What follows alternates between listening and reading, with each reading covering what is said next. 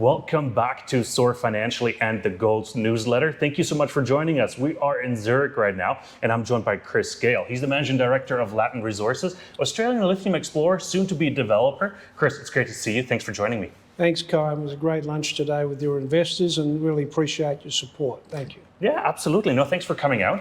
But let's go through the story. It's your first time on the program. Let's start with the cliff notes. It started with a 30,000-foot view. Who and what is Latin Resources? Okay, so Latin Resources has been operating in South America now for 15 years. We started out in copper in Peru. We then moved into 2016. We saw what was happening in Western Australia with the spodumene, the lithium spodumene pegmatites. So we started to get our guys out of Peru looking around at South America, desktop studies, to see if there's any lithium pegmatites throughout South America. We found some in Catamarca in Argentina. We drilled those. There was good grades and a few other things. But in 2019, someone sent me the presentation of a company called Sigma Lithium. I think Sigma Lithium's market cap was about $50–70 million. They announced their first JORC resource. I pulled the guys out of Argentina and put them into Brazil. We then started exploring, mapping surface samples, that type of thing. COVID hit, March 2020. We had to pull those guys out off-site. It was pretty bad in Brazil, COVID. We got back onto the project end of 21, and we started drilling in February, announced our first results in March, and the rest of history. I think we're a 50 million market cap then. We're now at 800 million. So tremendous success from the ground, from our people there. And now we're moving through the development phase. Absolutely. But to get everybody on the same level, cap structure as well, real quick. You mentioned 800 million market cap. What's the cash position? How many shares out? Yeah, we have 2.6 billion shares on issue, 800 million market cap. We have just over $40 million in the bank. So exceptionally strong position financially. And the company, is going to develop and build this resource into production. Yeah, one of the reasons we're chatting today is you just put out a PEA, pre-economic assessment of the project, which is sort of the first economic hurdle to take. Run us through the key KPIs there. Yeah, thanks, Kate. Yeah, look, tremendous exciting on the back of these numbers that we've launched. Mind-blowing numbers, yeah. Yeah, we've worked hard for this, and I'll touch on this. These PEA numbers are worked on we actually have a 45 million tonne JORC resource. Of that, 30 million tonnes is measured and indicated. Under ASX compliant regulation, we can only use 75% of that measured and indicated, which means we're using 26 million tonnes in this PEA of the 45. And they are mind-blowing. Over $3 billion MPV, IRR 132%, 7-month payback, and a capex of $250 million, and that's with a fair portion of that's contingency in there. So we're very, very proud and pleased to put those numbers out. What kind of level of detail would you say the PEA was done to? Because in PEA there is 50% variance, PFS is allowed to have like 30%, and then this is 35%. This is 35, so more PFS level than PEA level actually, by Canadian standards. Yeah, in Australia we call this a pre-feasibility study. Because SGS in Canada did it, and SGS did a wonderful job on our resource and now onto our PEA, the Canadians call it a PEA, a preliminary economic assessment. So we've lived with that, and we're very happy with it. Well, you're close neighbours to Sigma Lithium, obviously. You brought them up before. Your company gets compared to Sigma as well. Like, what does the flow sheet look like? And they're just going into production, commercial production, any day now, more or less. What are the similarities there? The plant size is very similar. As we've put out today, that we'll average about 400,000 tonnes over that 11-year period.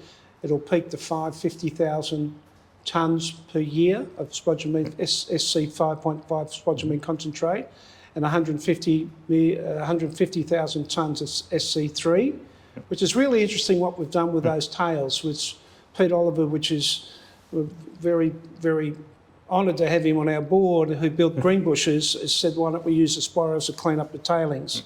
And which means that we're getting extra money, about $120 million a year with that extra money.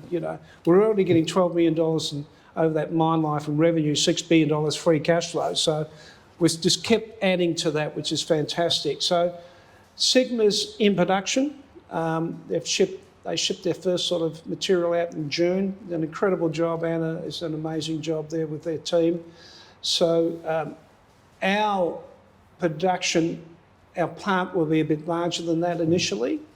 As I said, we'll be aiming for that 500,000, 550,000 tonnes nameplate. Our plan is to get the production by 26. So the timeline now is that we've started immediately on our DFS. We hope to have that, by June we'll have that finished. That'll couple along with the environmental studies and the development application in June. The Ministrised government are committed to having it approved in 6 months. So by December 24, we hope to have our development approval licence to start construction, which will start first quarter 25.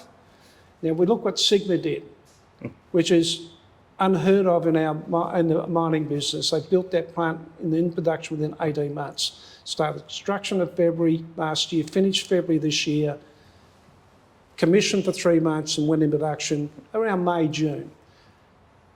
Every consultant that worked on Sigma's project, including environmental, SGS, are working on ours. We hope to build those contractors that built the Sigma plant onto our project. We're communicating and negotiating with those guys now.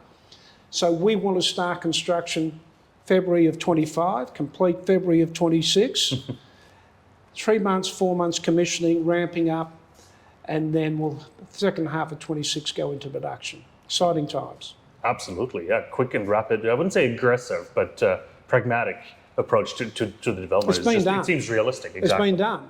Exactly. So we're not reinventing the wheel here. Exactly. One thing that impressed me about the PA was the price you used, the price deck you used underlying. I think it was $16.50. $16.99, yeah. $16.99 per ton. Where's the market price right now? Because I think it's quite conservative, and you're still getting these fantastic numbers. Yeah, look, the average price Australian producers sent to China this year, 2023, was $4,400 a tonne for spodumene. Pilbara, I think, now shipping about $3,400 a tonne. We've taken the conservative approach on the price of $16.99. We want to be conservative through this.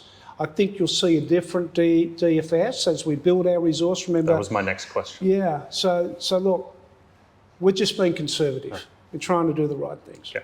Since you brought it up, and it was my next question as well, is the scope going to change from PA to DFS?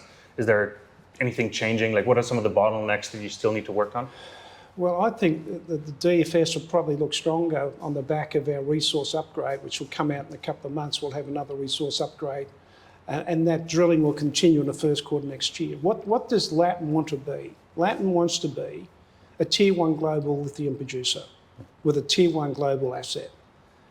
So how does that look? What's a Tier 1 global asset look like? We believe, as Latin and our advisors and our consultants, that to be rated a Tier 1, you have to have the ability to produce 100,000 tonnes of LCE per year for 20 years. And that's going to need around about 80 million tonnes at 1.3% from our calculations to be able to produce 800 to 850,000 tonnes of spodumene per year. Now, we haven't got the resource out yet. We've got a great project with our PA showing us strong numbers. We think we can improve that into the DFS, but time will tell. No, fantastic. Time will tell, is one of the next catalysts I'm looking for, right? So what is next now? Like you mentioned DFS in June. Anything in between to be released? You mentioned resource update? Yeah, so we'll have a couple of resource upgrades. Tony Greenaway and his team are building that resource. We've still got 11 rigs on site. That will continue because we need to become that Tier 1. That's our major objective, is to be a Tier 1 global lithium company. So that will continue. Assay results will come out. We will upgrade the market on, we've got 40,000 hectares. I think from memory, well, I know it's 1,200 hectares is what Colina sits on. We've got 40,000. No. There'll be more drilling in these new areas. There's some exciting times ahead with that upgraded resource and more drilling. Fantastic. Chris, congratulations again on the PA. Thank you so much for joining me here in Zurich, and everybody else. Thank you so much for tuning in. We appreciate you watching, and stay tuned for more.